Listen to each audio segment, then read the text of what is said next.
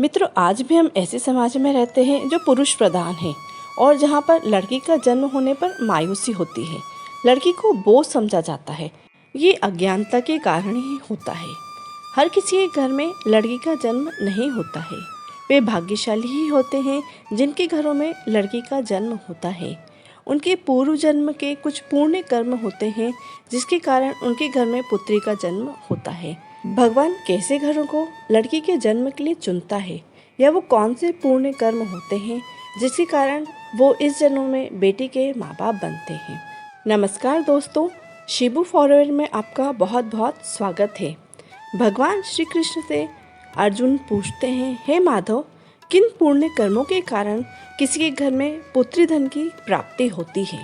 श्री कृष्ण अर्जुन से कहते हैं, हे पार्थ, किसी के घर में यदि बेटा भाग्य से पैदा होता है तो बेटियां सौभाग्य से प्राप्त होती हैं। जिन्होंने पिछले जन्म में पुण्य कर्म प्राप्त किए हुए होते हैं उन्हीं के घर में बेटी पैदा होती है। और इतना ही नहीं, भगवान बेटी के लिए उसी घर को चुनते हैं जो बेटी का भार उठाने के योग्य होता है, क्योंकि तीनों लोकों में स्त्री यानी बेटियां ही ऐसी होती हैं जिनका भार हर कोई सहन नहीं कर सकता है। वो बेटियां ही होती हैं जो इस संसार को चलाने के लिए अपना सर्वस्व निछावर कर देती हैं। हे अर्जुन, जिस दिन इस सृष्टि पर बेटियों का जन्म होना बंद हो जाएगा तो सृष्टि ही ठहर जाएगी और धीरे धीरे इस सृष्टि का अंत हो जाएगा। मित्रों, यदि श्री कृष्ण की इन बातों पर गौर किया जाए तो समझ में आएगा कि जिस दिन बेटियों का जन्म होना बंद हो गया उस दिन इस सृष्टि का अंत होना शुरू हो जाएगा, क्योंकि यदि बेटियां जन्म नहीं लेंगी तो किसी का भी वंश आगे नहीं बढ़ पाएगा। मित्रों, आपने कई लोगों को यह बोलते हुए सुना होगा कि जिस घर में बेटियां जन्म लेती हैं वो स्वर्ग के समान हो जाता है, क्योंकि बेटा तो केवल एक ही कुल को रोशन करता है, किंतु बेटियां दो कुलों को रोशन करती है। माता पिता के घर में रहकर वह पुत्री के रूप में अपने दायित्वों का निर्वाह करती है और विवाह के उपरांत अपने ससुराल में बहू के रूप में अपने दायित्वों का निर्वाह करती है। मित्रों, आपने यह बात सुनी ही होगी कि बेटी या बहू अपने परिवार में किसी के भी मरने पर उसका पिंड का दान नहीं कर सकती है, किंतु यह गलत है। रामायण में बिल्कुल साफ यह बताया गया है कि राजा दशरथ की मृत्यु के पश्चात उनकी बहू माता सीता ने ही उनका पिंड का दान किया था, जिससे उन्हें जन्म मरण के इस चक्र से मुक्ति मिल गई थी। दोस्तों, हिंदू शास्त्र में भी यह बताया गया है कि पुत्री अपने पिता का पिंडदान कर सकती है और ससुराल पक्ष में यदि कोई नहीं है तो बहू भी अपने ससुराल में पिंडदान कर सकती है। इसलिए मित्रों, जिनके घर में बेटियों का जन्म होता है वो किस्मत वाले कहे जाते हैं और वे प्रबल किस्मत वाले कहे जाते हैं जिनके घर में एक से अधिक बेटियों का जन्म होता है।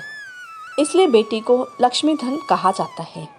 आज के समाज में यह सोच है कि जन्म लेते ही बेटी को बोझ समझा जाता है और यह सोचा जाता है कि जल्दी से जल्दी उसकी शादी कर दी जाए, किंतु यह सोच बिल्कुल गलत है।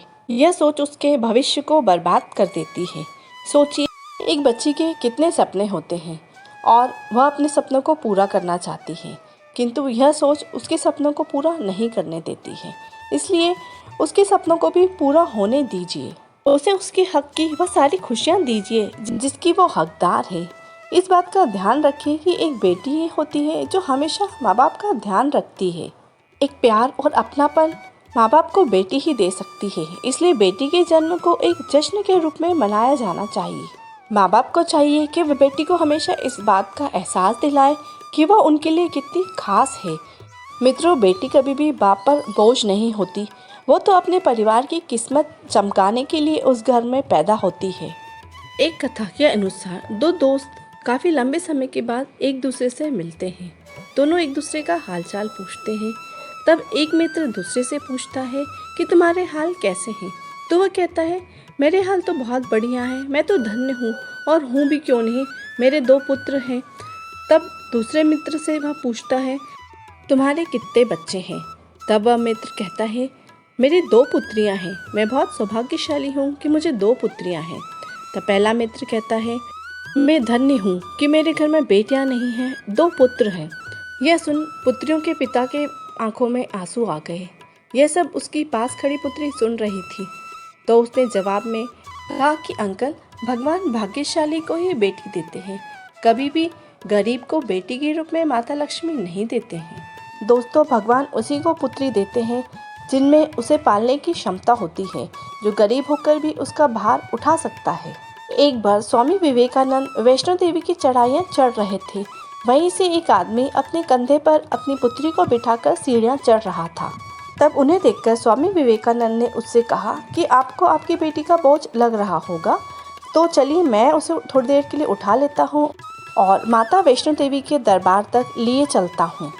तब जवाब में उस आदमी ने स्वामी विवेकानंद से कहा कि बेटियां कभी भी बाप पर बोझ नहीं होती हैं।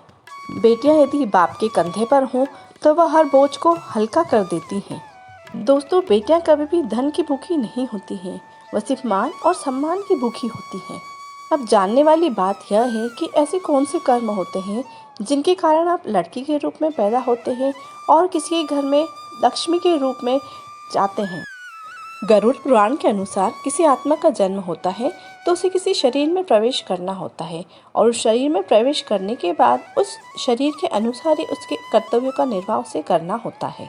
शरीर के अनुसार ही उसे अपने कर्म करने होते हैं और अपने जीवन को सफल या असफल बनाना होता है। शरीर के जरिए ही कर्म करके एक आत्मा अपने जीवन को सार्थक या निरर्थक बना सकती है। यदि कोई पुरुष महिलाओं वाला आचरण करता है और स्वभाव में महिलाओं वाला व्यवहार करता है और वैसा ही काम करता है जैसा महिलाएं करती हैं, तो ऐसे पुरुष मरने के बाद अगले जन्म में स्त्री का रूप धारण कर लेते हैं।